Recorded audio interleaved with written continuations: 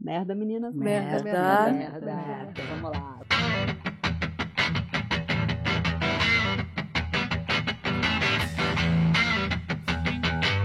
Bom, estamos de volta com Corda Bamba. Hoje nós temos a honra, o prazer de receber uma pessoa super querida, uma referência pra gente, filha de pessoas, assim, referências na cultura brasileira, né? Pra mim, principalmente, uma grande referência, a Dina Sfati e o Paulo José. Com vocês, Ana Kuttner. Obrigada por ter topado. É um prazer estar aqui com você. Obrigada. A Ana, gente, atuou no teatro no solo Passarinho, texto dela, direção da Clara Kuttner. Em Quem Tem Medo de Virginia Woolf, direção do Vitor Garcia Peralta, ela foi indicada a melhor atriz coadjuvante no Prêmio Selim. Ela atuou e produziu os espetáculos Horses Hotel, A Mecânica das Borboletas, Histórias de Amor Líquido, com direção da Paulo José, Um Navio no Espaço, ou Ana Cristina César também, né? Sim, também. Ele. Ela atuava ao lado do pai dela. Confissões de Adolescente, que eu assisti na minha adolescência, direção do Domingos de Oliveira. Repertório Shakespeare, com direção do Ron Daniels. Édipo em Tabas, direção do Renato Borg. O Casamento, direção do Antônio Abujanra, que eu também assisti. Mostra de Teatro Cemitério dos Automóveis, direção da Fernanda Dumbra e do Mário Bortolotto. Nostalgia, direção do Felipe Hirsch. No Círculo das Luzes, direção do Ulisses Cruz. Os Estonianos, direção de Jorge Caetano. E A Boa, direção do Ivan Feijó. Pouca coisa. Em séries, a Ana atuou em séries como Boca a Boca, Psy, Lendas Urbanas, Colônia, Remake de O Direito de Nascer, Colégio Brasil, Agora Que São Elas, Paixões Proibidas, Quase Anônimos, Canalhas, Me Chame de Bruna, Questão de Família, A Grande Família, Alguns Nomes do Impossível, Voga, Incidente em Antares, Contos de Verão e Confissões de Adolescentes. Uau! Nossa, calma aí, gente, continua. No cinema, ela atuou em As Polacas, eu não assisti ainda. Tá lançando, né? A gente já fez, já fui pro festival. Agora vai pro streaming. Sim, boa. Sim. Vai chegar a minha hora. Vai chegar a nossa hora. Mas, Quase Memória, Nosso Lar, Como Esquecer, Benjamin, Cafuné, como preparadora de elenco em Bando de Dois, O Silêncio das Ostras, Love Kills, Mate Me. É com a Valentina também, né? Isso. A Lista, Sexa, gente, entre outros. Beleza Natal, Um Pedaço de Mim, Deseja S.A. e Véspera. Você trabalha, né, meu amor? Né? Nossa. Conta pra gente aqui um pouquinho do começo. Você sempre foi atriz? Você era atriz pequenininha ou foi uma coisa que veio um pouco mais tarde? Eu comecei a fazer teatro com 13. Aí Sempre foi atriz. Sempre foi atriz. E aí, essa coisa de ser de família de atores, né? O meu quarto era um teatro pequenininho. Meu quarto é da Clara, né? Nossa cama ficava na plateia, tinha um palquinho com 3 A cenografia de luz, real, assim. Uau. Um palco, 2 alçapões, cortina, uma rotunda no fundo que era o armário de brinquedos e um banheirinho anexo que era o camarim com um espelhinho. Meu Deus. A gente tinha uma companhia de teatro no prédio, a gente fazia espetáculos, enfim.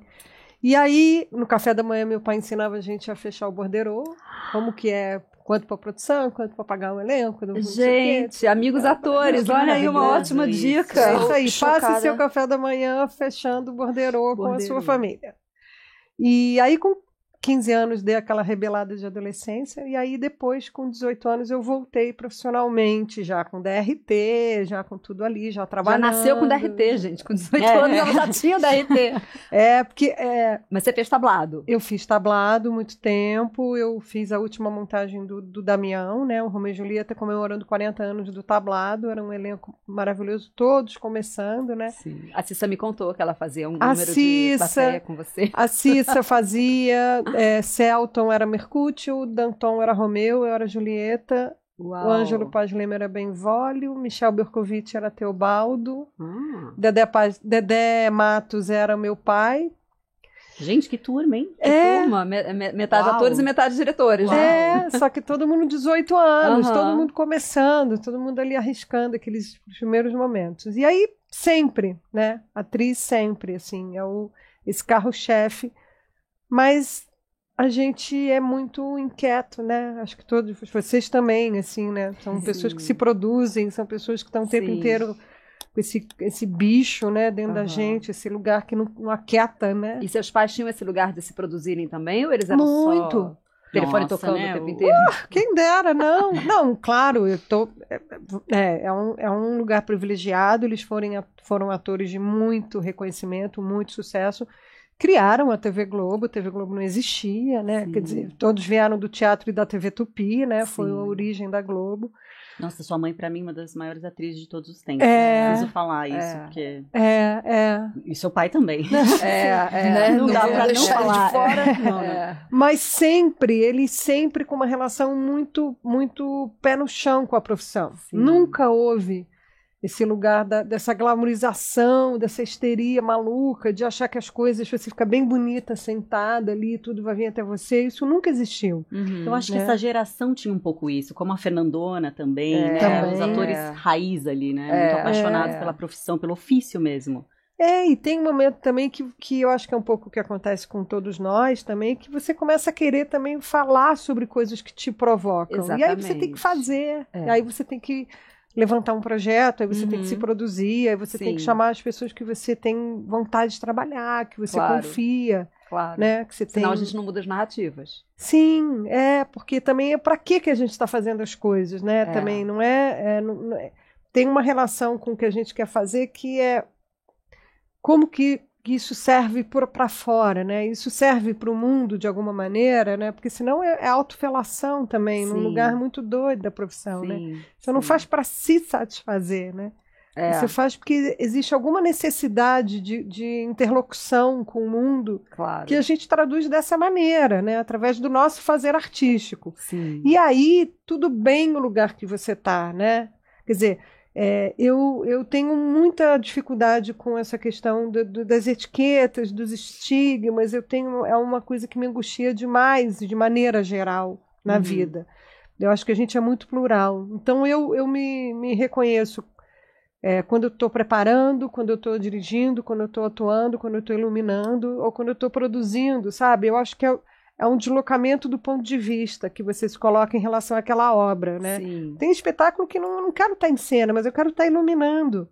Porque eu sinto que o lugar onde eu posso contribuir de alguma maneira artisticamente para aquilo é através da luz que eu estiver fazendo, né? Certo. E assim é um pouco em todos os lugares. O que eu sinto é que tem uma questão que é real, que é de mercado, e a gente está sempre esbarrando com essa questão do mercado, que você fica com um certo rótulo, né? Quando você faz uma coisa é como se você deixasse de ser a outra.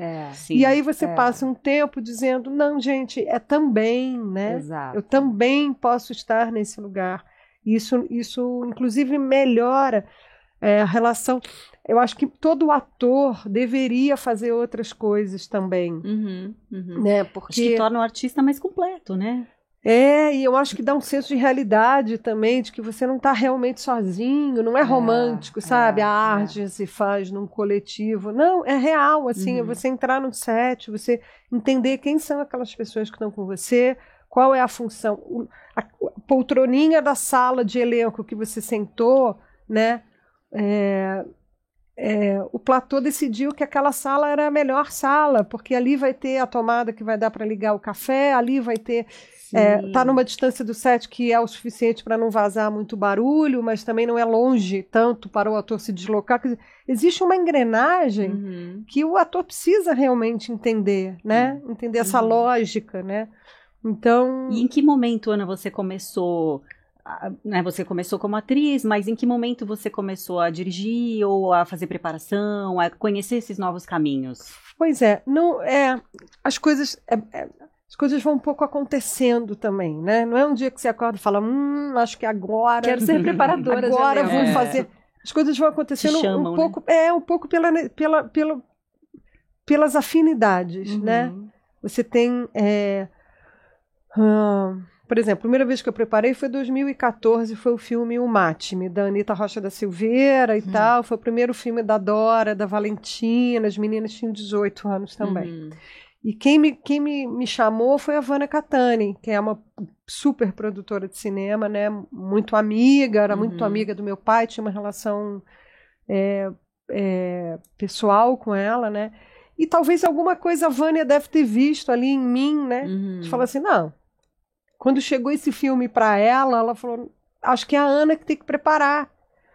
Porque alguma intuição ela deve ter tido ali, né, naquele momento. Sim. Então foi um grande presente que a Vânia me deu. De alguma maneira, a Vânia falou, cara, eu confio em você como atriz ao ponto de achar que você pode estar contribuindo nessa construção dessa narrativa do filme, da construção das personagens, da maneira como caminha, como o ator constrói personagem, né? Eu acho que agrega valor. Eu acho que o fato de eu ser atriz não é uma garantia de nada, porque acho que a gente não tem garantia em lugar nenhum. E também eu acho isso maravilhoso, né? Ninguém é tão original assim, vamos parar com esse negócio da originalidade, eu acho isso péssimo, porque tudo já foi feito. Graças a Deus, a gente não precisa ser original, olha que maravilha. É uma cobrança, né? Está livre, né? Então a gente pode arriscar, porque já foi feito. Sim. Tudo já foi feito de dramaturgia, tudo já foi feito de música, tudo já foi feito, olha que bom. Então, eu acho que a relação é antropofágica mesmo, sabe? Eu acho que quando eu me coloco num lugar onde eu estou preparando, a minha atriz está trabalhando também. Porque a maneira que eu olho para o ator e que eu estou vendo a construção dele para chegar e se aproximando daquela personagem, falo, estou entendendo, ele está caminhando aqui, entendi. Tá. Isso dialoga com a minha atriz também. Sim. Isso faz com que eu siga ali em ebulição também, né? E como preparadora, por eu ser um braço da direção, tá dentro do corpo da direção, eu também estou atendendo ao sonho da direção, né? Quer dizer, então assim, a primeira coisa que eu pergunto quando eu sento numa reunião com a direção para a gente falar de personagem, né? Eu pergunto, qual é o teu sonho com esse filme, né? O que você quer com esse filme, né? Antes da gente entrar, o que é cada personagem para você? E aí eu sinto que a beleza do preparador é essa ponte, mas não é... Muitas vezes o diretor fica achando que o preparador está entre ele e o ator. Isso é uma coisa muito antiga. Né? Ao contrário, eu sou um braço da direção, eu sou uma extensão da direção, né? Eu estou tentando, de alguma maneira, traduzir o desejo da direção junto com o desejo do ator e um pouco ali, e o meu também, porque a gente também está ali jogando também as nossas coisas, a gente não é tão isento assim, né? Claro. Mas eu acho que tem algum lugar que a gente fica nesse eco, né? Nessa tradução, nesse olho que olha um pouco para tudo. Tem uma questão que é prática, quer dizer, hoje em dia a gente está filmando cada vez com menos tempo, né? E então a importância do preparador se dá porque é uma questão de logística, assim. O diretor não pode estar em todos os lugares. Ele adoraria estar numa sala de preparação. É que não dá tempo. Sim, a gente está tendo, né? Tá levantando aí o cara tá fazendo análise técnica, tech scout, tá enlouquecendo, arrancando os cabelos, entendeu? Aí, então assim, visitando locação. Deus me livre. Então assim, então, eu acho que o preparador, ele vem num lugar que é também para alimentar a direção, né? Essa devolutiva que a gente faz diária para a direção, né? É um jeito de alimentar a direção também. E quando a sala de preparação ela é muito rica, muito fértil, muitas vezes você dá para a direção possibilidades de cena que ele nem tinha pensado sobre aquilo, mas que apareceu na sala de preparação. Sim. E aí ele fala, nossa, eu não tinha pensado essa cena assim. Peraí, eu acho que eu vou... Me interessa, quero juntar isso. E muitas vezes é tão criativo que muda o jeito que ele vai filmar. É muito rico, né? Então, eu acho... Em geral, você tem o hábito de filmar o que você está fazendo em sim. Filma, sim. Algumas coisas que eu acho interessantes, mas para mostrar para ele, mas não é burocrático. Pego meu celular e filmo, e aí falo, hoje apareceu isso, hoje a gente não sei o quê. Não é burocrático, né? Não tem esse lugar, eu não me coloco do lado de fora, né? Não fico sentada numa cadeira olhando o ator, não. É tudo um pouco misturado também, de alguma maneira. Às vezes, se eu preciso entrar, eu entro junto, né? Porque eu acho que as coisas acontecem ali, na hora que elas estão acontecendo. Então, eu acho que a gente nunca deixa de ser nada. Né? Eu também estou atriz quando eu estou preparando e vice-versa também. Né? No Polacas, por exemplo, que eu estava em cena, a preparação era do Milevich. E eu estava junto com as meninas de novo, com a Val e com a Dora, que a gente nunca deixou de ter contato, a gente ficou amiga para sempre. E aí foi muito lindo, porque eu falei, a gente conversou, eu falei, eu não vou olhar para vocês. Eles me esqueçam, porque agora eu vou estar... Tô preocupada com outras coisas, eu tenho outros problemas para resolver agora, sabe? Então... E aí, e também nesse lugar, é uma hora que eu também falo, não quero olhar, porque eu não quero olhar para fora, né? Esse hábito já, né? Então também quando eu estou atuando, quando eu estou em cena, eu falo, não, eu quero não olhar, eu quero agora me preocupar com as outras coisas, que é o caminho do ator, que é o caminho que vai costurando mais por dentro também, né? Nossa, isso é muito interessante. Porque você, depois de muito tempo, deve ter criado talvez um domínio sobre isso, mas é natural a gente, às vezes, estar vendo uma cena e você, como preparadora, já começar... Podia... Mesmo estando num trabalho como atriz, assim. Eu penso até em texto, tipo, eu escrevo. Às vezes eu olho e falo assim, que podia estar, né? Super. Finalizado aqui, mas... E às vezes até eu posso como atriz, assim, né? Lógico que eu tenho que conversar com ou o autor, ou o roteirista, ou o diretor, mas eu posso dar uma incrementadinha, às vezes não. E pode mesmo. Eu acho que a gente tem que entender exatamente qual é o tipo de aderência que se apresenta no trabalho. Às vezes é possível, às vezes não é possível. Sim. E aí tudo bem. Eu também... É claro que eu olho por fora e por dentro, não tem como, né? Mas tem um lugar também que a gente se pergunta, é necessário? Assim, é realmente necessário para a obra? É realmente necessário para aquele ator está querendo ouvir alguma coisa mesmo? Ou será que o que eu tenho para dizer realmente é tão importante assim, sabe? Será que precisa? Sabe? Muito bom isso. Eu acho que tem um lugar também que tem que entender, e mesmo quando você está... Eu já fiz preparação que você tem que entender, você não pode vir pronta para nada, né? Não adianta eu ter toda uma ideia de linda, de preparação, conversei com o diretor, conceituei, blá, blá, blá, blá, blá, chego lá na preparação babando, sedento, louca para fazer várias coisas com o ator, e o ator fala, não quero. Aí você fala, tá bom, então tá. Então, difícil, qual vai ser o caminho, então? Algum caminho vai ter que ser, né? Algum caminho a gente vai construir. Não importa qual. Às vezes é mais prazeroso, às vezes é menos prazeroso, às vezes o ator está mais imbricado no próprio ego, e aí não tem o que fazer, e aí você fala, tá bom, vou dançar essa música com ele. Porque não é sobre você, né? Não é sobre você. Porque assim, a gente não está fazendo terapia de grupo. Tem um filme para entregar, tem uma série para fazer, tem um espetáculo para estrear. Então, de alguma maneira, aquilo tem que servir para o objetivo final, que é a obra. Você acha que tem uma resistência dos atores que têm mais experiência em aceitar esse olhar do preparador?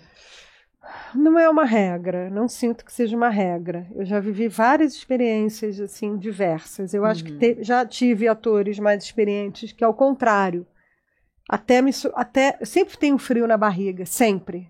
Então, sempre, como atriz, como preparadora, não importa. Primeiro dia, sempre aquele... Ai, meu Deus, como é que vai ser? Como é que vai ser isso aqui, com essas pessoas, né? Como é que a gente vai costurar isso aqui, né? E é muito bonito, assim, porque eu já tive atores de eu falar, ixi, não vai topar mesmo. E aí, primeiro, o ator sempre fala, então, cara, graças a Deus, porque assim, tô com uma questão. Aí você fala, nossa, que bom, então a gente tem um espaço aqui que talvez dê. E eu já tive o contrário, já tive atores que falam, eu quero entrar num outro caminho, eu quero te construir, nesse filme eu quero fazer não sei o quê. Você fala, beleza. Aí quando você entra na sala de preparação, não. Que você não vai entrar. Né? Tem ator que só quer ensaiar, você não vai entrar. Né? Aí você fala, tá bom, tudo bem também. Sabe? Sim. Porque a gente não é tão importante assim também, sabe? Você fez, eu tenho até uma dúvida, porque agora os streamings têm essas novelas que são uma novela mais curtinha, né, como Beleza Fatal, que você trabalhou também. Sim, eu preparei o Beleza. Como é que você faz uma preparação, sendo que os atores têm que apresentar ali o personagem ou trabalhar de uma forma tão condensada, assim, em poucos episódios, como se você tem alguma algum trabalho diferente por se tratar desse novo jeito de fazer novela? Eu preparei o Beleza e preparei o Pedaço de Mim também. Foram as 2 novelas que a gente tem no Brasil até hoje, né? O Pedaço de Mim Netflix e o Beleza HBO. Que são um fenômeno, né? Não. Você prepara igual, porque é até interessante, porque como é fechada a obra, você tem lá, não importa se são 20 episódios, 10, 5 ou 40, como Beleza, você tem a obra fechada, como longa, né? Sim. E aí você tem a trajetória da personagem, você constrói a trajetória igual, né? É muito rico, porque quando você está no set com o ator e quando você tem principalmente quando você tem uma direção que entende que você é um parceiro, aí é um tesão. Aí é um tesão de fazer o set, aí é um tesão de estar junto, porque você está colado ali no monitor junto com a direção e aí faz uma cena, aí a direção aí troca, o que você acha? Não, dá para fazer mais uma, porque eu tenho certeza que isso aqui eu já vi, esse ator pode ir além disso. Posso falar uma coisa com ele? Pode. Aí você vai lá no ator e fala bola laranja. Mas aquilo é um negócio que apareceu na sala de preparação, sabe? Que não dá tempo para explicar para a direção. Olha, querida, é o seguinte, quando você fala bola laranja, não dá tempo. Mas aí aquele negócio dispara uma coisa. É porque eu só fico pensando assim, que a gente tinha as novelas durante anos, e até hoje, né? As novelas duravam 10 meses, 12 meses, onde a gente consegue fazer essa trajetória do personagem. Tem mais tempo mesmo de trabalho. Sim. Apesar da gente saber que TV é uma coisa muito papapá, não tem muito ensaio. Nossa, é insano. Insano. E essa nova maneira de enxugar essa história em poucos episódios. Mas assim, a preparação é feita antes, né? Sim, exato. Não seja o mesmo. Mas se eles já chegam para dar tudo de si, ou se... Eles chegam para dar tudo de si, mas o set é um lugar vivo, né? O set não está pronto. Então você esteve no set? O tempo todo. Então, isso é uma coisa nova. Porque eu sempre tive preparação em todos os trabalhos que eu fiz. Sim. Mas eu não me lembro dos preparadores estarem no set de filmagem. E agora estão. Minha série que eu estou fazendo.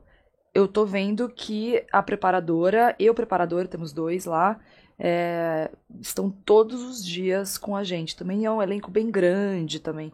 Mas eu antigamente não via isso. Assim, nos outros trabalhos que eu fiz, era uma preparação, aliás, curta também, de 2 semanas. E vai pro jogo. Boa sorte. Então, eu amo fazer set, assim, é onde realmente... tem diretor que não gosta, e aí não convoca o preparador para o set. Então é isso. Não é uma obrigação. Eu acho... Aí agora eu vou defender um pouco. Eu acho uma pena quando o diretor não quer o preparador no set. Claro. Eu acho mesmo, porque eu acho que se ele confiar que a gente não está querendo tomar o lugar da direção, eu não estou fazendo o meu filme, eu estou fazendo o filme dele, daquele, ou a série, ou seja lá o que for, entende? Não é como eu faria, ao contrário, é uma tradução, é um desejo de traduzir o que o diretor pensou.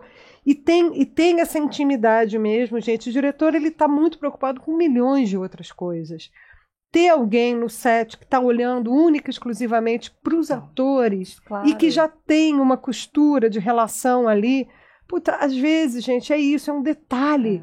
Às vezes, porque o nosso trabalho com preparação, ele começa lá no camarim.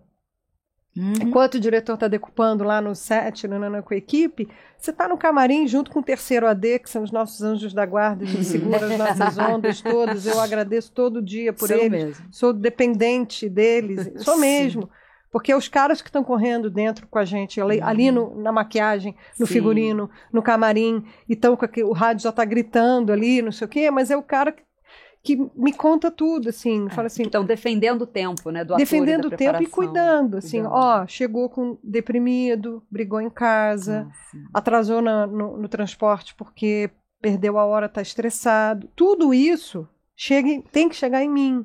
Então, eu já entro, eu tenho todo um rolê com a equipe, com a maquiagem, qual é a hora que eu posso chegar perto e falar, vamos passar... a gente vai fazer agora 38, que é a cena que você chega, lembra que a gente já improvisou na sala? E aí, é aquela, né? Então tá, aí você vai um pouco aquecendo o ator de alguma maneira, né? E tem coisas que são graves. A gente faz de tudo para não chegar na direção, né? A direção tem que estar protegida para voar. Mas tem muita coisa que acontece antes e que a direção jamais imagina. O ator que entra no banheiro não quer filmar. Uma dor de barriga. É o clássico, né? O clássico da Disney. Tipo, e falo isso como atriz, é piada, né? Você fala assim, gente, vamos lá, só um minutinho que eu vou no banheiro. Eu falo, mas por que eu não fui um minuto antes? Acabei de lembrar um amigo meu, que obviamente, meu querido, eu não vou falar o nome, mas você vai assistir toda a apresentação, toda a peça, cara, todos os dias. Tava 5 minutos antes de começar, o cara ia... Mas é normal. É físico, é físico. Normal. Não, eu já tive várias situações. O terceiro falou assim, Ana, preciso que você entre no banheiro, eu não quero sair. Eu falo, claro, só um instantinho. Oi, amor, vamos lá. Por que tá acontecendo? Eu tô... Engatilhei, não vou conseguir fazer essa cena, me mexe num lugar, porque eu lembrei um negócio hoje de manhã, quando era criança, e fala, tá tudo certo, olha só, lembra que a gente trabalhou, e aí vamos... Tem um trabalho de psicólogo aí também. Claro, que você tá junto com a pessoa, você tá segurando ali o rolê dela, aí vamos, não, eu vou estar lá, eu tô no monitor, eu tô olhando pra você, fica tranquila, tá bom, qualquer coisa me chama, cara, o diretor não precisa saber disso tudo, porque senão vai gerando uma tensão para ele, ou que até ele não consegue filmar em relação ao ator. Ele não consegue terminar o dia dele se ele tiver que ficar preocupado com um ator que não dormiu, que brigou em casa, que teve uma diarreia. Sim. Então a gente tem um trabalho que às vezes eu acho que a direção nem mensura como começa. Então... E como é importante estar no set, né? E particularmente, aí eu acho que é um pouco porque eu sou atriz também, é como ensaiar uma peça e não ir na estreia, né? Você fica, ó... Total. Ai, meu Deus, como é que foi? Aí você recebe o plano de filmar e você fala, hoje eles vão fazer aquela, né? E aí, gente, como é que foi? Porque você ficou ali também, criando aquilo, né? Sim, então total. É um prazer estar no set mesmo, sabe? E deixa eu te fazer uma pergunta. O nosso podcast aqui, videocast, chama Corda Bamba, Atrizes e Crises. A gente, em geral, convida pessoas para entender um pouco da corda bamba da vida dessas mulheres, né? Onde moram as angústias, as crises, né? Você tá há 10 anos trabalhando como preparadora, em paralelo você toca o rolê como atriz. Toco. Como que você administra uma possível angústia ou não, quando você tá, tipo assim, um trabalho atrás do outro como preparadora e você querendo dar vazão pra sua atriz? Como que você equilibra esses pratinhos? Você quer em ordem alfabética? Você quer assim por tema, né? Pode escolher. Como você preferir. Se achar melhor, a gente começa. Pode começar, porque aqui é sobre crise mesmo. Então, gente, é um pouco assim. Existe, sim, esse lugar que você fica querendo... Eu volto para a questão dos estigmas e dos rótulos. Sim. Né? É uma linha muito tênue entre você tá ali com o corpo da direção, você tá com todo mundo, você tá vendo a escalação, você às vezes tem personagem que você fala, poderia fazer. Que ótimo. Mas também não dá, é antiético num lugar, se eu chegar como preparador e falar, posso fazer? O tempo, entendeu? Às vezes dá, às vezes não dá. Depende da relação que você tem com o diretor. Depende da relação também. que você tem com o diretor, depende do que você entende que ele quer para aquele personagem. Eu não tenho uma resposta pronta para te dizer. O que eu sinto é que a gente está o tempo inteiro reforçando os nossos talentos também. Então... eu sempre estou tentando combater o lugar de que eu não deixei de ser uma coisa para ser outra. Isso, para mim, é o que mais me move. Sabe? Claro. Porque como eu também produzo as minhas coisas e vocês também... Sim. Por exemplo, Passarinho. Agora eu estou retomando uma produção para voltar com Passarinho. Né? Ótimo. Então, de alguma maneira, eu estou alimentando esse lugar. Polacas, eu estava em cena. Colônia, eu estou em cena. Colônia, então, foi um prazer, porque a gente fez a primeira temporada 5 anos atrás. Sim. E a segunda temporada agora, que vai ser lançada 5 anos depois. A gente entrevistou a Letose. Então, Homem de Paixão. Você voltar... Ela dirigiu alguns, Dirigiu. Né? Você voltar a fazer uma personagem 5 anos depois é muito rico, né? Nossa. Fala, nossa, olha aqui de novo, Rosana, querida, cadê você? Te amo, né? E você fez a versão de cinema também? Porque o Colônia teve série tudo, e filme, né? Porque a versão do filme, na verdade, foi uma outra montagem do André da primeira temporada, sabe? Uhum. Então, assim, eu acho que a atriz ela vai se realizar, seja por esses personagens que vêm. O que mais tem me preocupado, na verdade, é um outro assunto que eu acho que faz muito sentido, é a questão do etarismo. Opa. Com as atrizes, mulheres, né? Essa é uma questão que eu tenho observado e tenho sentido também. E não estou aqui para ficar fazendo uma reclamação, não. Mas é factual. É factual. Eu acho que tem uma diferença hoje. A gente sente também. Não é? Vocês sentem? Muito. Eu acho que tem uma diferença hoje do que há 10 anos atrás na escalação em relação a atrizes com 50 anos mais, que é o meu caso, né? Eu acho que tem um lugar que... E talvez por isso tantas atrizes estão indo pro roteiro para poder criar as narrativas onde nós possamos existir. Eu acho que, e mais do que até isso, eu acho que tem um lugar que as mulheres com seus 50 e poucos estão fazendo personagens totalmente dessexualizados. Né? Sim. Não tem, eu não estou querendo ser, não é pejorativo, mas assim, cadê essas mulheres que têm as suas loucuras, seus tesões, suas maluquices, seus encontros com relacionamentos, com lugares? Porque a gente fica assim, a gente fica nos estereótipos, sem querer ser preconceituosa, pelo amor de Deus, assim. É a mãe, a professora, a advogada, a juíza. Mas cadê a vida dessas mulheres, né? Cadê essa juíza que tem uma questão para resolver na vida dela pessoal? Cadê essa mãe que está dando conta desse filho, mas também está tentando se relacionar, no aplicativo, está tentando dar um jeito na vida, sei lá, está revendo uma a vida própria sexual história. ativa. Não tem. Cadê esse lugar, né? Dessas mulheres que são tesudas, né? Que estão aí dando conta da sua própria vida. É né? como se a vida sexual, a libido, parasse aos 30, né? E eu sinto que para os personagens masculinos isso já não acontece, né? Os homens estão incríveis, os personagens masculinos são tesão, os puta homem maravilhosos, né? São interessantes. Tão interessantes. Sim, da nossa faixa etária. Da nossa faixa etária. Então eu acho que a gente, mais do que qualquer coisa, eu sinto que tem sido um pouco nesse lugar a questão do trabalho como atriz do que exatamente porque agora eu sou preparadora e deixei de ser atriz. Eu acho que não existe isso. Acho que é uma questão mais do que a gente tem tido como possibilidades, como roteiro papel, mesmo, como história, né? Engatando nesse assunto que você está dizendo sobre o etarismo, eu até tenho uma pergunta que a gente costuma fazer para todo mundo aqui. Como você vê, eu acho que, antes da pergunta, eu acho que como você tem todas essas categorias no seu currículo, preparadora, atriz, diretora, assistente de direção, já foi 1 milhão de coisas, Sim. Eu sinto que você deve ter um olhar muito, muito macro, assim, do mercado, sabe, como um todo. Eu queria que você contasse pra gente um pouco do que você acha como está o mercado atual. Isso é uma das coisas do etarismo que você está dizendo. Eu sinto até que eu assisto muita coisa, eu sinto que hoje há mais projetos sendo feitos nesse quesito de mulheres 50 a mais. Eu acho que a gente fora fala do Brasil, sobre diversidade. porque assim, diversidade a gente fala mais. Diversidade também. Etarismo etarismo menos, mas eu sinto que tá mais. É só a gente, tudo bem, né? A gente pensar no Oscar, temos Demi Moore, mas isso é quase um chamado que eles colocam ali, ó. Essas mulheres precisam ser ouvidas, estamos atentos. Sim. Eu quero saber como você acha, como você vê assim o mercado hoje.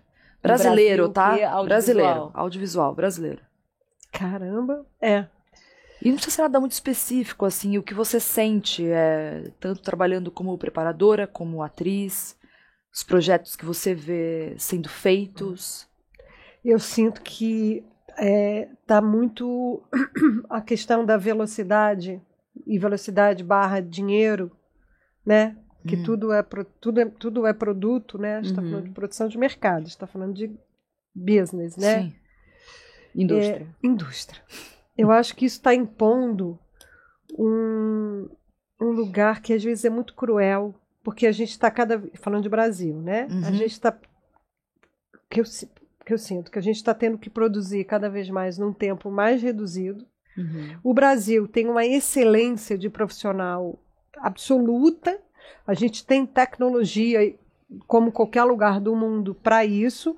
Só que o nosso modo de produção ele está sendo feito cada vez em menos tempo, com menos dinheiro, e a cobrança da entrega é a mesma de qualquer produção internacional, que tem muito mais grana e tem muito mais tempo para ser feita. Isso eu acho que é uma sacanagem com a gente. Primeiro que vira um moedor de carne eterno, né?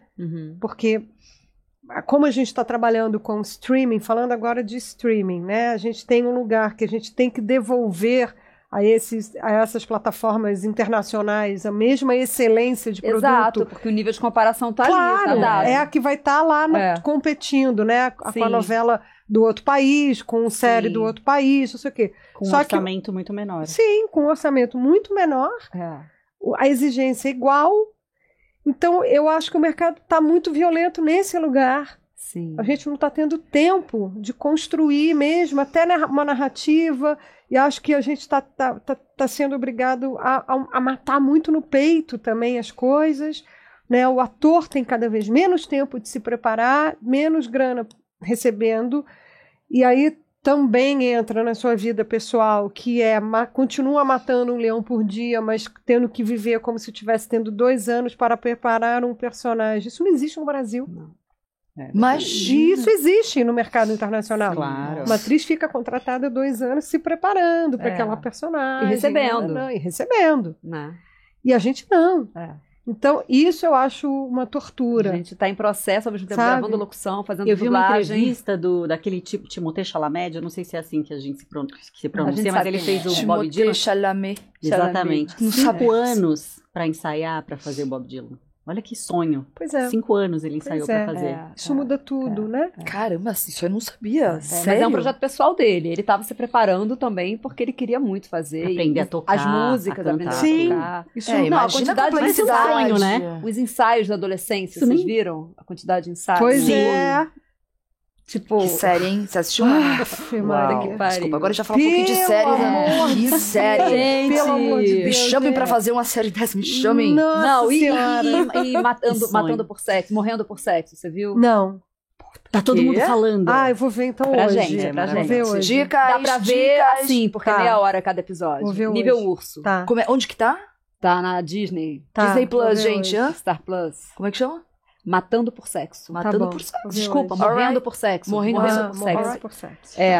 Deixa trata eu, como a gente não... Eu quero muito fazer minhas perguntas. Vocês já Sim, fizeram, vamos, eu vamos, preciso vamos. muito fazer.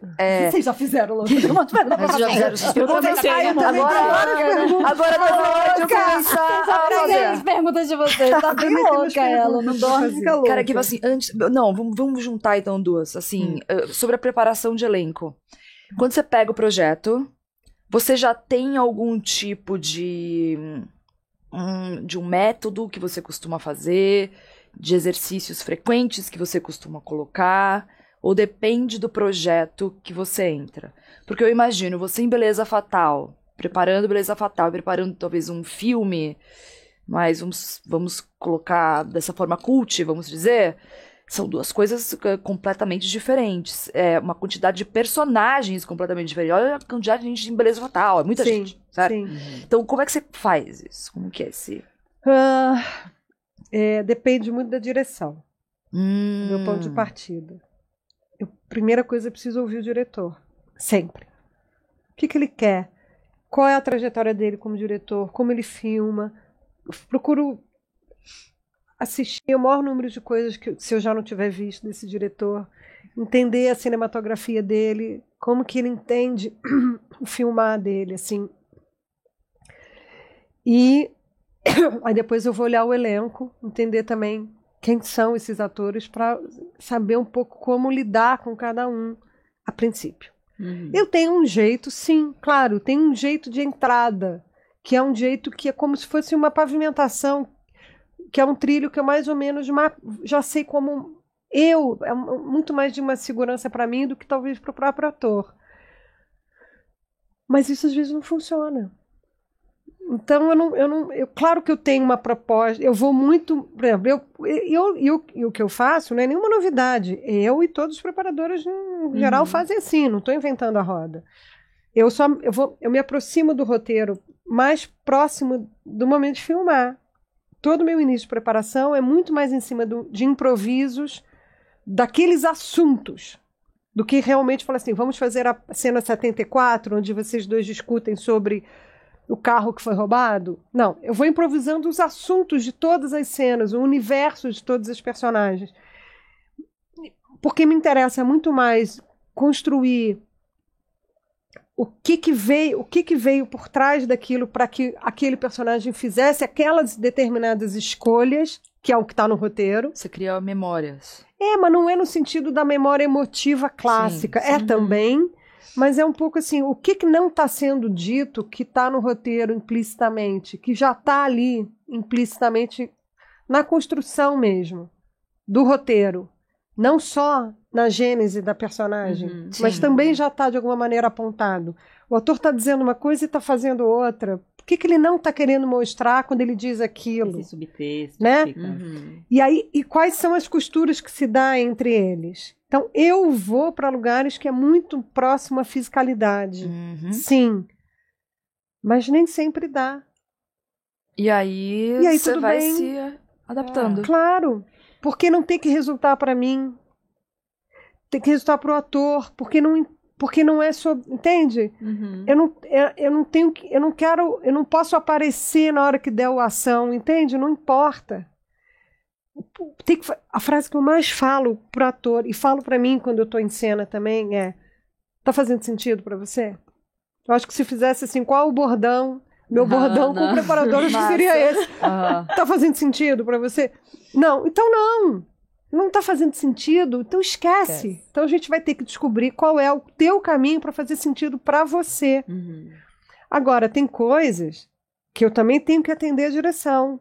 Então, às vezes o ator também está digredindo lá num lugar, você fala, não, amor, mas olha só, eu tenho um pedido aqui, você não vai nem saber, porque eu não posso expor também a direção. Claro. Mas tem um negocinho que está me exigindo aqui, ó, que às vezes a direção fala, então, esse ator, eu quero que você trabalhe isso dele, eu vejo que ele tem um cacoete, esse aqui, não quero ver esse cacoete, você vai ter que dar um jeito.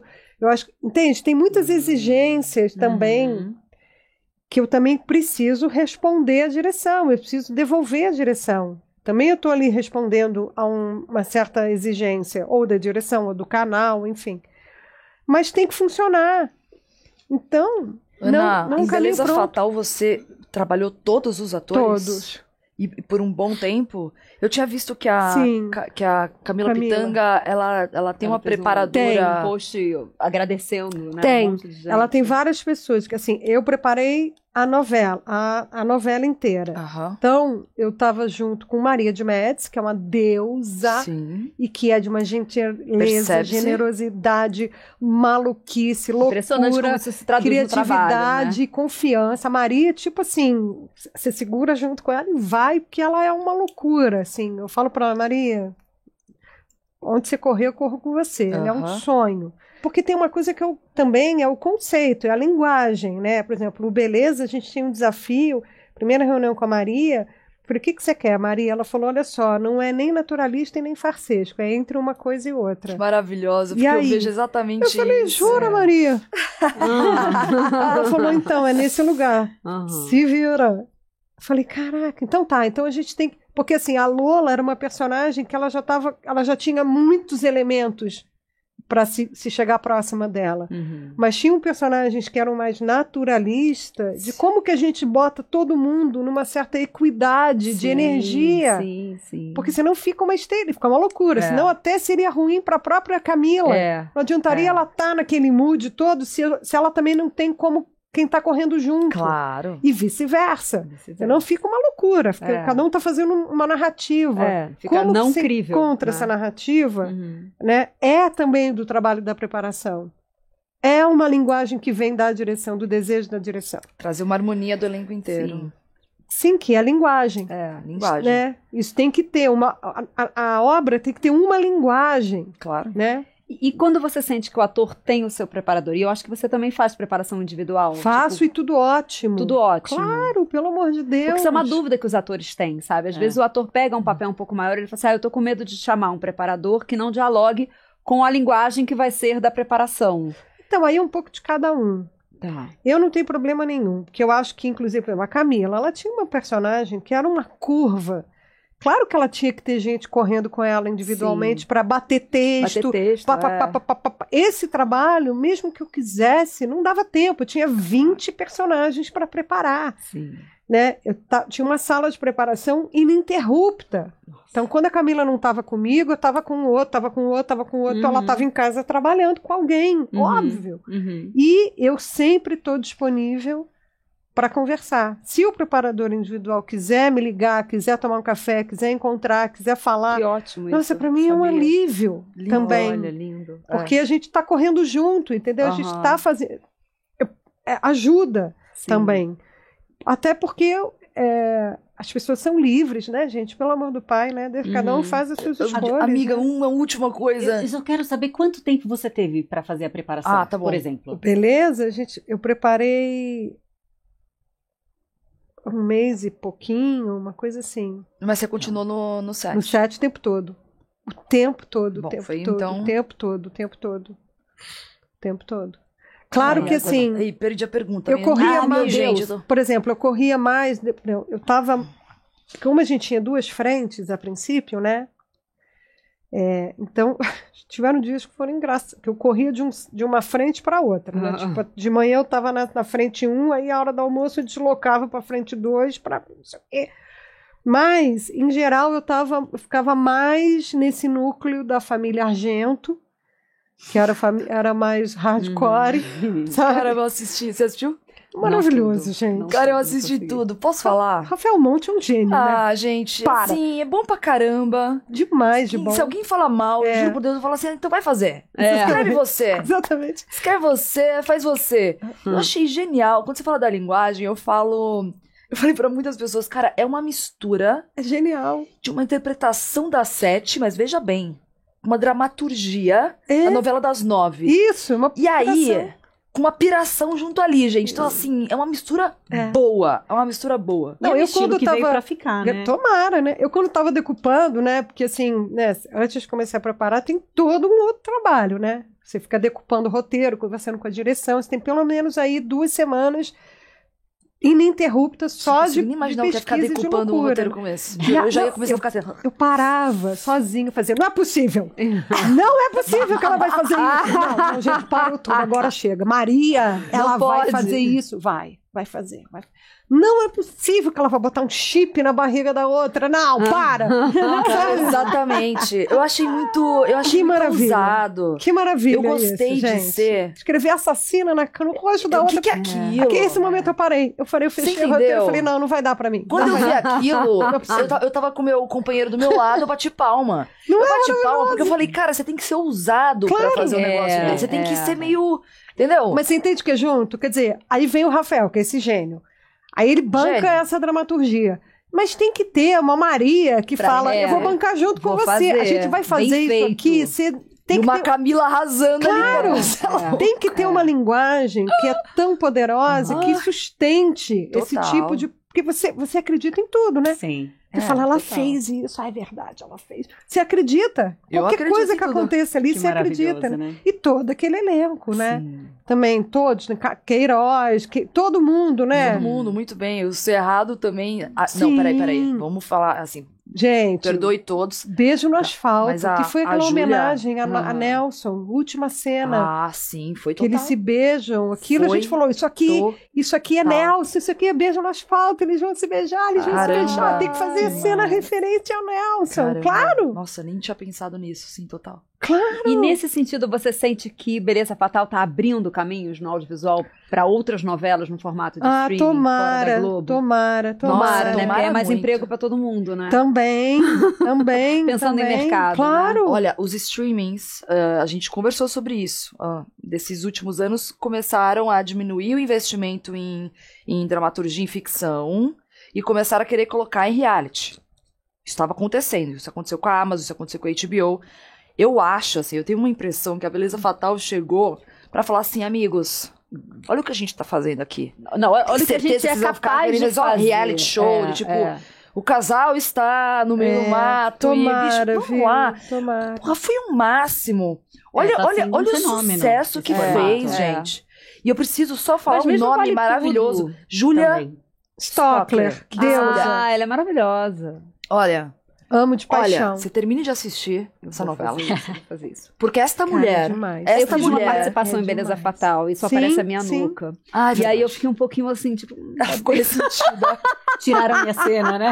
Não, a Júlia é um acontecimento, porque ela é uma... É um acontecimento pra mim. Ela mas é que ela tem uma história artística muito poderosa. Ela é do babado.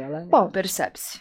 Ela faz teatro a vida inteira, ela dá aula no tablado a vida inteira, então ela tem uma elasticidade como atriz gigantesca. Além do talento, não sei o quê, a ferramenta dela está muito afiada. E ela tem loucura dentro dela. E aí, amor, é um presente, porque ela é muito pouco imbricada com o ego dela. E ela, claro, todos nós temos, ninguém está iluminada, né? A gente está aqui ralando coco, cada um dando conta de si mesmo. Mas tem gradações, né? De ela saber lidar com ela confia, ela arrisca mesmo, ela se joga mesmo. E ela não fica assistindo a si mesma, sabe? É um tesão. Gente, é um tesão. Eu fiquei assim, eu olhei aquilo, eu falei, eu quero trabalhar com essa menina. Ela é foda. Porque assim...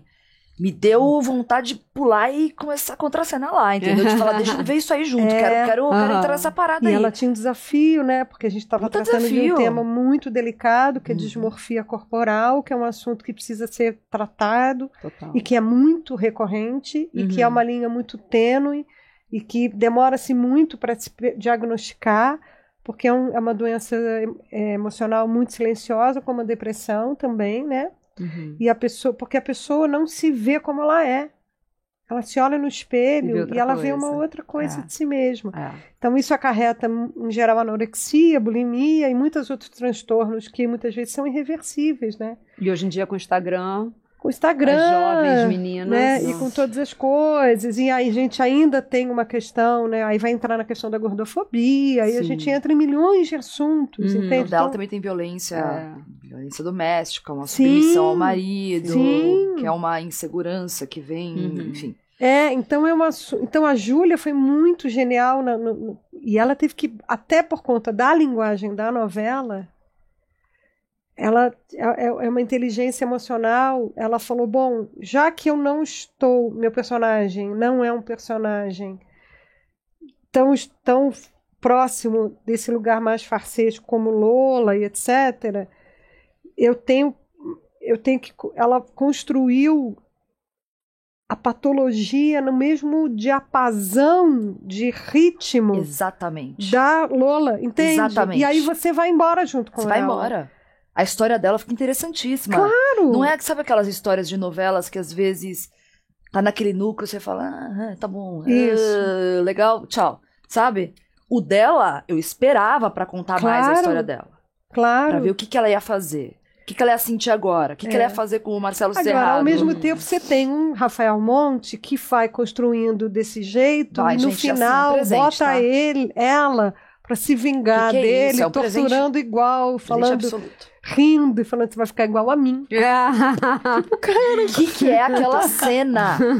O que é aquela cena? É cru, é visceral, e é engraçado, e é assustadora. Claro! Por quê? Porque faz sentido. Essa pergunta inicial tá fazendo sentido pra você? Nossa! Tem que fazer sentido pro ator, entendeu? Sim, o ator tem que entrar em cena sabendo que aquilo faz sentido pra ele, porque aí tudo bem, aí a direção pode pedir o que quiser.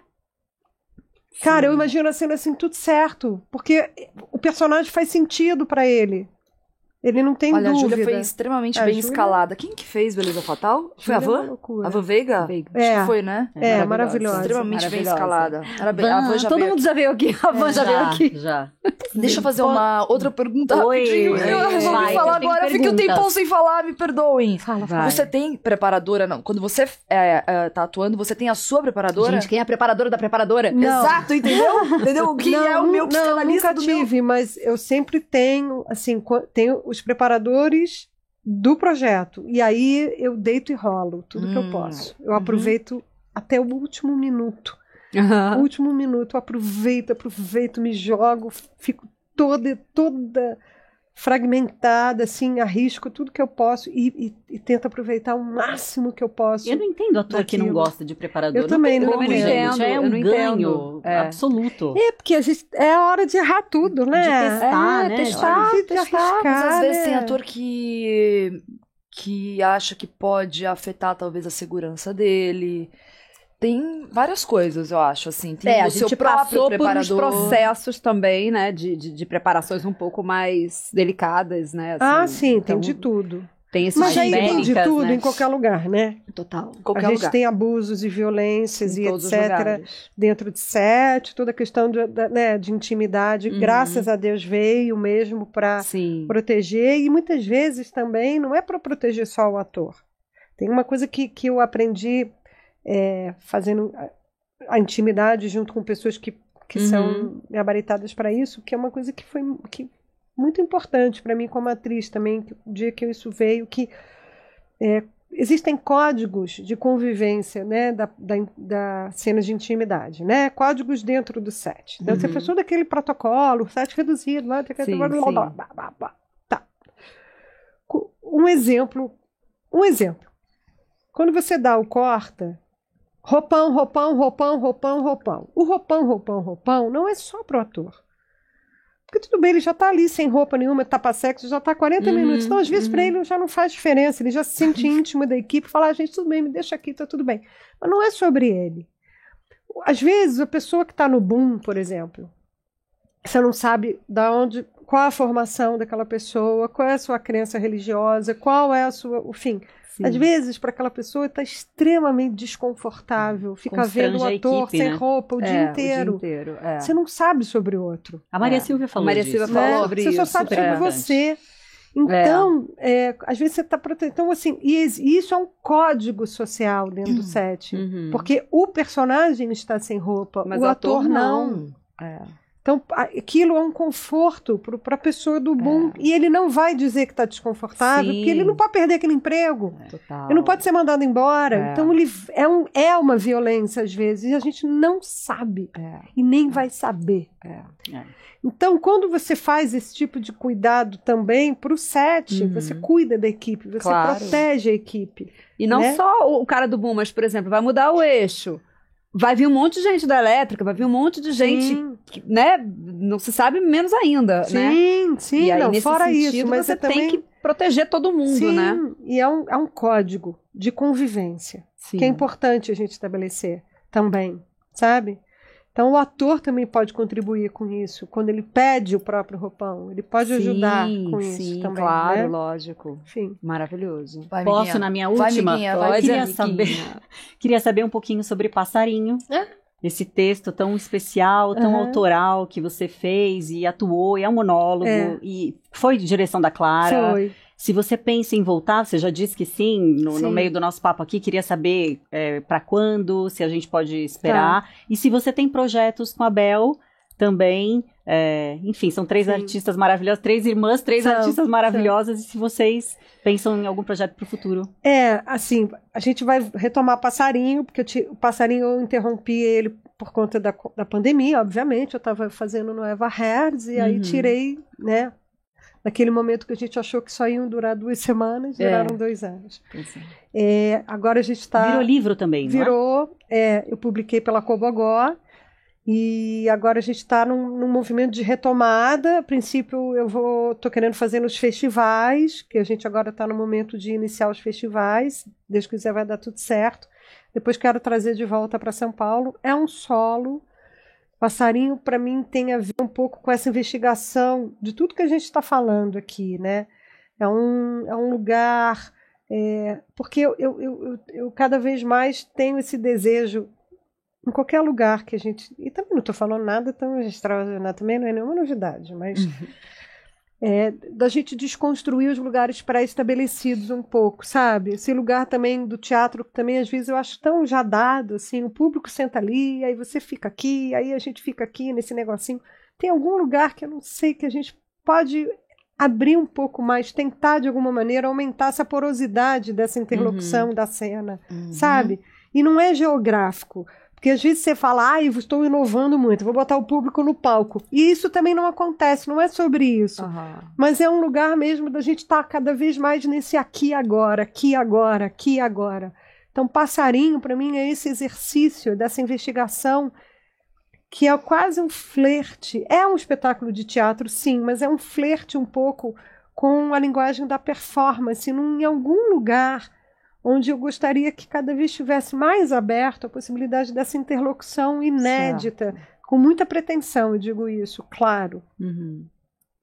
Querida, né? Vamos, sim, né? sim. Então, tem que comer muito arroz e feijão para isso acontecer, mas é um desejo diário. Então, voltar ao Passarinho é uma vontade de estar novamente desse lugar da escuta. Qual a história de Passarinho? Tá em cena. Passarinho é um solo que eu escrevi que é sobre o desejo dos afetos, da interlocução dos afetos. Essa mulher que sou eu e não sou eu trago as histórias da minha vida, mas não é sobre mim, porque também a gente não tem tanta importância assim, né? Quem imagina? Não é só sobre você. Não, fala um pouco da relação familiar também, mas muito mais sobre esse desejo do atravessamento, esse desejo de construir o afeto, onde não existe gênero, onde não existe formato, na verdade, né?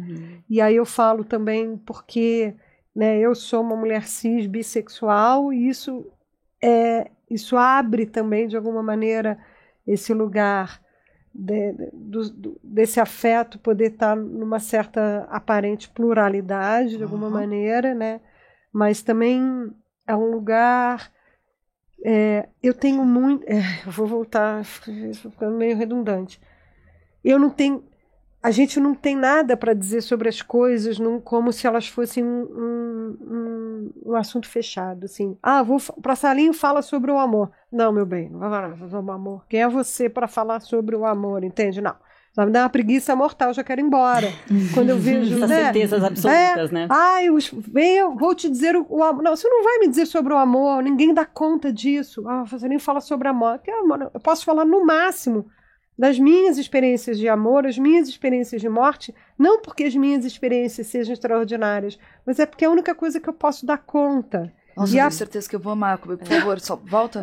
Vou voltar. E a partir disso, eu posso também, a partir dessas pequenas tentativas de dizer sobre o que eu entendi sobre as minhas experiências do amor e da morte e da bruxaria e da espiritualidade, seja lá do que for, eu sinto que eu posso saber como foi para você, para você, para você. Então, o Passarinho, ele faz sentido quando eu escuto no final do espetáculo. Cara, aquela hora que você falou aquele negócio do teu filho, nossa, eu lembrei exatamente que com meu filho também. Eu falo, então tem sentido fazer o Passarinho. Sim. Para finalizar, por conta da identificação. O conto da abertura, né? Porque não é sobre a minha história é a minha história de todo mundo. É que a gente tem as questões muito parecidas, claro, né? Gente, todo mundo é igual, ser humano encarnado tentando dar um jeito. Eu posso falar uma coisa? Pode. Eu vou falar uma coisa muito pessoal. Aliás, eu conversei com Vanessa Veiga, quando ela me Sim. perguntou, Lari, por que você decidiu ser atriz? Eu também comecei com 13. E ali, como eu falei, Van, a gente tá aqui numa parceria, eu e você não vai ficar, né, falando com diretores e... Ela, não, cara, eu e você. Falei, beleza. E eu falei pra ela, eu poderia falar que era para os outros, mas eu vou ser sincera que é pra mim. Olha que louco. Por isso que eu tô achando muito lindo você falar, porque pra mim, atuar foi a minha salvação. Te entendo. É para mim. E aí, obviamente, assim, é muito gratificante eu olhar para as pessoas e tocar outras pessoas, ou fazer reflexões, ou criar vidas de um papel que tocam as pessoas, mas me veio de uma coisa egoísta de uma salvação de Larissa, assim. Olha que louco. Mas sempre é também. Claro que é para mim também. Porque eu também estou buscando a resposta que eu também não tenho. Então, é para mim também. Claro que eu também tenho um lugar que é um lugar de validação, às vezes, de quem você é. Isso é muito difícil, a profissão do ator. Porque a gente se mistura muito sobre... Quando a gente trabalha muito com muitos nãos, né? Faz um teste, não pega, faz não sei o que, não sei o que. A escalação caiu, porque agora mudou o negócio, aí cai você, porque o teu briefing não é exatamente o que virou agora. Sim. São muitas subjetividades para você conseguir fazer um trabalho. E como isso não esbarrar no seu valor pessoal? Essa sempre é uma questão. Às vezes esbarra sim. Fala, porra, eu não sou uma merda. Então por que eu não consigo fazer isso? Às vezes pega sim no ego, às vezes pega na autoestima sim, às vezes. Muitas vezes pega sim. E a gente precisa de validação. Todos nós, a gente precisa de validação. Por isso que eu falo que é sobre afeto. É sobre como as coisas nos afetam. E como a gente se deixa afetar por elas. E o quanto a gente não se deixa afetar pelas coisas também. A gente também se acha muito disponível, que nada também. A gente também não é disponível. Porque se cutucar demais, a gente também vai fazer assim. Claro que dói. Então ninguém está salvo de lugar nenhum, entende? É pra gente sim. Claro que eu quero que as pessoas... Claro que eu quero que o teatro encha para ver passarinho, um pouco porque tem essa interlocução toda, mas um pouco também para... Ai, ok, tá tudo certo. Claro. Obrigada por me ouvir. Obrigada. Obrigada. Claro, tem meu ego, tem um lugar de se sentir acolhida, tem um lugar de se sentir pertencente a algum lugar. Tem uma cura que é pessoal? Tem. Aí tem questões que são terapêuticas? Tem. Vai pegar tudo isso. A gente está no mesmo balaio, ninguém tem garantia de nada. Mas tem um lugar que é o eco. E aí é aumentar a possibilidade do eco. E essa é a grande investigação que eu fico tendo e ao mesmo tempo não tendo e me debatendo. Porque eu falo essas coisas e eu tenho a maior dúvida também. Mas, por exemplo... Vou dar um exemplo muito pequeno, muito simples, que aconteceu um dia no Passarinho. Tem um momento da peça que eu dou um papelzinho que tem uma letra de música, enfim, não vou ficar dando spoiler aqui, que tem toda uma situação criada ali. Não é uma cena de plateia nesse sentido invasivo, mas é uma interlocução mais aberta. E aí, esse dia, eu dei o papelzinho lá, as pessoas pegaram o papelzinho, não sei o quê, e um cara levantou e falou, eu vou comer o papel. Do nada? Gente, eu amei. Do nada? Olha que maravilhoso. Eu falei, vai? Ele falou, vou. Eu falei, então come. Ele falou, mas eu vou comer. Eu falei, não tem problema, pode comer, eu vou esperar. Aí eu fiz uma piada, porque eu não aguento, a pessoa, mas ó, processo digestivo é mais forte, né? Fica ligado, eu não aguento. Meu Deus, não aguento. Até pra tirar a responsabilidade. Não, claro, na minha peça, você tá fazendo isso porque você quer. Claro. E aí ele comeu. E eu fiquei esperando. E ali, pra mim, eu saí aquele dia falando, é pra isso. Só para isso. Essa é a mágica, sabe? Esse é o momento esse é o momento da Matrix ser rasgada, assim. Porque se essa pessoa se autorizou a levantar, ela saiu da casa dele, ele sentou num teatro, tinham 200 pessoas, eu não conhecia ninguém. Se o cara levantou e resolveu propor uma dinâmica, amor, eu não tenho uma peça para fazer, entendeu? Eu não tenho mais nada para fazer. Eu falei, eu vou levar o tempo que isso vai precisar. Se esse dia hoje levar 3 horas passarinho, nada é mais importante do que isso, entende? Nada, realmente. Sim. Eu não tenho que retomar. Desculpa, amor, mas agora eu preciso retomar a peça. Retomar a peça? Não tem que retomar nada. A gente pode parar aqui. E aí, entendeu? Quando ele comeu, e aí o público inteiro assim... E eu assim, e ele comendo, e eu esperando, e ele sentou, e ele não sei o quê. Eu falei, bom, então acho que agora vamos seguir.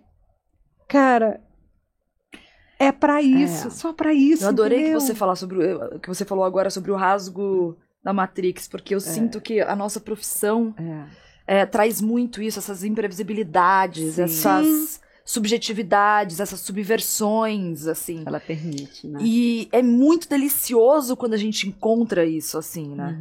Quando acontece um milagre. É um milagre. Brilha, é pra brilha. isso, foi pra isso que eu escolhi isso, é pra isso que eu escolhi isso. Só que a gente é tão massacrado pela Matrix, pelo moedor de carne, pela sobrevivência, pelo pagar as contas, pela ter que disputar narrativas, disputar personagem. Que às vezes a gente se perde, né? Cara, a gente se perde total. A gente fala, pra que eu escolhi fazer esse negócio? Gente, era pra quê, né? O espetáculo do Otton, por exemplo, você fala, graças a Deus, ainda né? Eu, quando fiz uma oficina com a Miradade lá, né, no Rio, lá no Glaucio Rocha, uma oficina com ele sobre o Rei Lear, né? Que a gente ficou 2 meses estudando o Rei Lear com a Miradade. Para mim foi uma cura. Que toda vez que eu estava lá, eu falava, ai, gratidão, Amira, porque eu tô lembrando por que eu escolhi ser atriz, por que eu escolhi ficar. Por que eu ainda estou aqui tentando fazer isso de alguma maneira, sabe? Isso que é importante a gente ter esses resgates, assim, né, no meio da carreira. Na peça do Otton eu senti muito isso. Eu chorava tanto. Ai, quero tanto. Que eu ficava assim, meu Deus, é isso. Assim, as pessoas duram mais.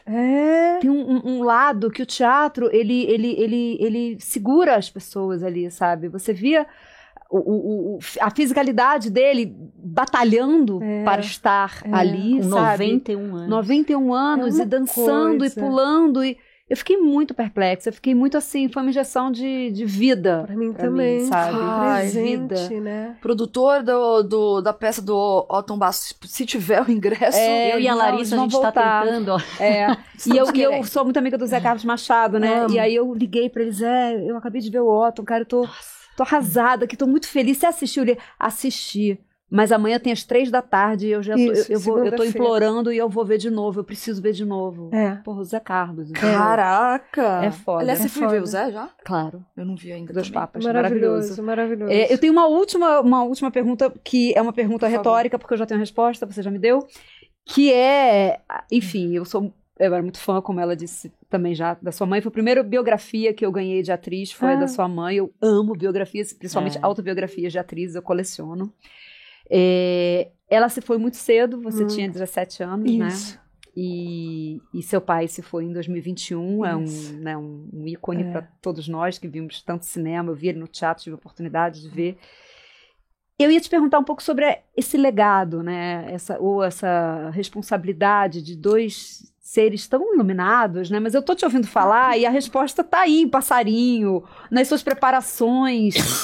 É tão íntegra a forma como você encara a profissão, é tão estimulante pra gente ouvir, né? Num mundo onde as pessoas estão cada vez mais pagando assessorias de imprensa e aparecer, e de repente você vê uma pessoa que tá aqui, sendo, né? Que não precisa aparecer, você aparece fazendo seu trabalho. Então, é o maior orgulho que eu tenho, é o legado deles, porque eles foram artistas muito potentes e eu tenho muito, muito orgulho de ser filha deles, né? Imagina se eles fossem péssimos atores, ia ser foda. Isso. Né? Eu ia falar, não admiro os caras, né? Podia acontecer, né? Às vezes Cheio de histórias. Cheio, né? Então, assim, na verdade, me dei bem, assim, né? Nesse lugar, né? Porque eu tenho eles 2 no melhor lugar que a profissão pode ter. Também como privilégio, como eles foram 2 pessoas muito situadas na profissão, eu sinto que o lugar do qual eu venho é um lugar do exercício da profissão. A profissão não é uma coisa que vem de fora. Então, o jeito que eu aprendi é um jeito, é como ser artista na vida. Não é só ser ator na vida, né? O meu pai, isso eu sinto que eu herdei muito dele, assim. Meu pai era um homem, ele era um bicho muito múltiplo, muito inquieto, né? Muito... E eu bebi muito dessa... Acho que eu bebo muito dessa fonte dele. Ele o tempo inteiro tentava se botar em lugares onde ele não estava a cada trabalho, né? tem uma coisa que eu aprendi com ele, quando a gente estava fazendo Ana Cristina César, que é uma história que mudou minha vida como atriz, assim. A gente faltava 15 dias para estrear e ele não tinha... Ele dirigiu e era eu e ele em cena, né? E o texto era dele? O texto era do Walter da Guerra e da Maria Helena Kirchner. Faltava 15 dias pra gente estrear e ele não tinha marcado o espetáculo. Nada, gente, nada. E eu falava, pai, pelo amor de Deus, marca alguma coisa. Não, não marcar nada. Vamos bater texto? Vamos bater texto. Não, vamos falar as poesias da Ana. Eu falei, vamos, pai, a gente precisa... Ana, a gente já conhece a cena, a gente já entendeu a temperatura das cenas, a gente já entendeu o que tem... Não, mas é que eu preciso... Aí eu peguei a Duda Maia, deusa, diretora, que fez assistência, que era minha amiga, e falei, Duda, ensaia comigo. Então eu passava a manhã inteira sozinha com a Duda, marcando, e meu pai só, tipo, rindo em casa, falando, coitada dela, deixa ela gastar, né, coitada. Quer marcar? À tarde era com ele, de manhã eu ficava ensandecida, e de tarde ele falava, o que você fez? Aí um dia, eu falei, pai, pelo amor de Deus, você precisa marcar, eu não vou conseguir estrear. Ele falou, Ana, é o seguinte, se você souber o que você está fazendo, tanto faz para onde você vai. Isso é uma decisão sua, não é minha. Tanto faz. Sobe no balanço a hora que você quiser, desce do balanço a hora que você quiser, não importa. Você sabe o que você está fazendo? Você sabe o que você está falando? Sei. Então vai para onde você quiser. Tanto faz. Mas e a luz? Exato. Tá bom. E aí foi a maior libertação da minha vida, porque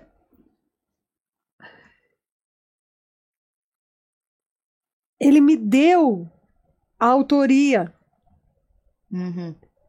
E aí ele me deu a abertura do jogo.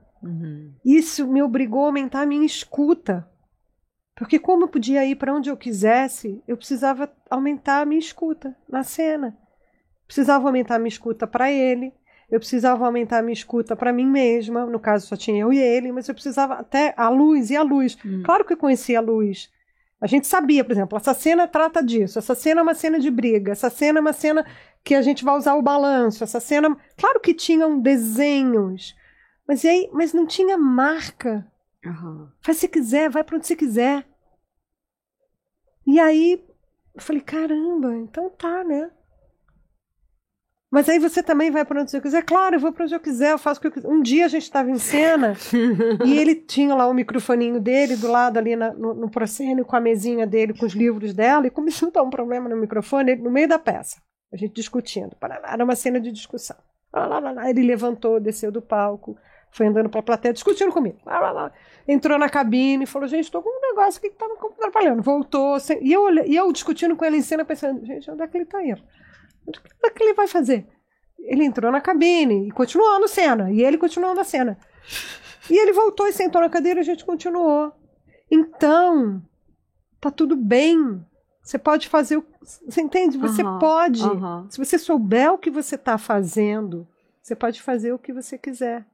Claro que tem que combinar o jogo. Não é assim, quando você está com um colega em cena, não é que você vai sair dando strike em todo mundo. Não, mas você entende? Não é nem tanto uma coisa, nem tanto outra. Mas é um lugar de autoria. E isso ninguém tira do ator.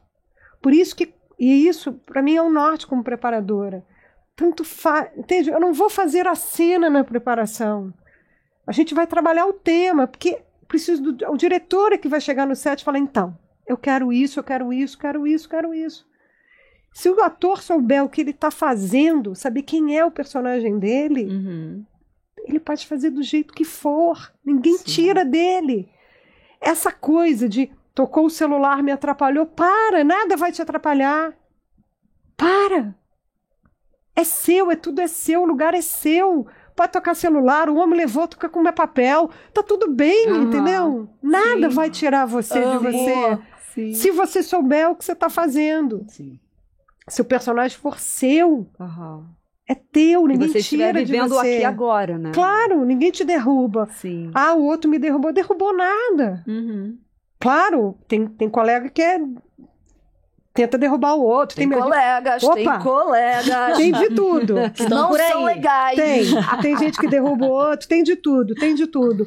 Mas você pode falar assim, tá querendo derrubar, desgraça, tá bom. Mas como é que você vai lidar com isso? Ninguém te leva, entendeu? Ninguém. E essa é a única coisa que eu posso fazer como preparadora, entende? Eu não estou aqui para ficar dizendo como é que o ator vai fazer. Sim. E é o trabalho que eu faço também como atriz.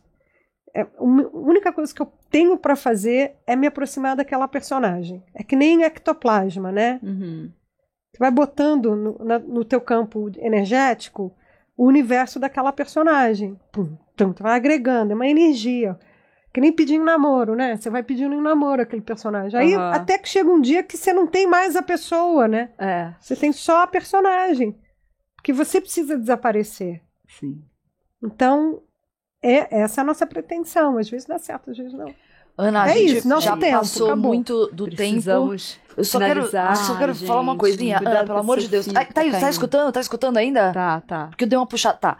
Ana, uma última coisa. Como você já preparou muita gente, não sei o quê, já fez muitos trabalhos. Que conselho você dá para os atores? Para se manterem autênticos? Para se...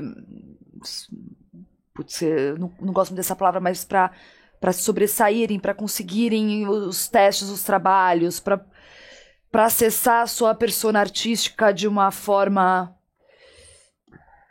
eficiente. Acho que é um pouco isso que ela estava falando agora também, né? Essa autoridade. Mas em relação, assim... De tudo que você viu fazer já. um teste, Não, de tudo que você viu. Por tudo. exemplo, quando você tá numa sala de ensaio, quando você tá num set, quando você tá no teatro, você olha e fala, nossa, esse ator... É o que eu tô falando da Julia Stockler, por exemplo, da novela. Que eu olho ela abriu meus olhos ali. Entendeu? Então, o que você acha que essas pessoas tenha mais? Mas eu não entendi a pergunta. A coragem. Não entendeu? Não, você fez duas perguntas diferentes. O que o ator deveria se propor, assim, para... Isso, vamos... Escuta e não querer resolver tudo num único trabalho. Boa. Sabe? Boa. Às vezes não... Calma, tá tudo Sim, bem. tá tudo bem. Querer mostrar todas as emoções em uma cena só. É, Não precisa. é difícil a beça, né? Porque a gente tem muita vontade, né? E a gente tem muito desejo de fazer as coisas. Então, às vezes, é pensar mais no desfazer do que no fazer. E eu fico fazendo essa provocação também, para mim também. Eu não tenho essa resposta, sabe? Toda vez que eu vou começar um trabalho como atriz, eu crio muita expectativa também. Eu já tô essa semana. Às vezes os trabalhos são tão raros, né? Que a gente... cara, é um rebolê ali, tudo, né? né? A gente quer chegar com tudo. Né? E tem uma ingratidão também, que, voltando ao assunto inicial, de que a gente está cada vez tendo que trabalhar mais com resultado, né? E rápido. E é tão cruel, né? Porque outro dia eu participei de uma leitura de um projeto que teve uma chamativa e aquela atriz não foi bem na leitura, né? Será que ela vai fazer a personagem? Uma leitura. Peraí, ela não está sendo testada, ela já está escalada, ela não está se botando nesse lugar de estar sendo testada. É só uma leitura. É a primeira leitura. Sim. Vocês acham mesmo que a pessoa tem que já estar com a personagem, ela tem que arrasar na leitura? Muita gente acha.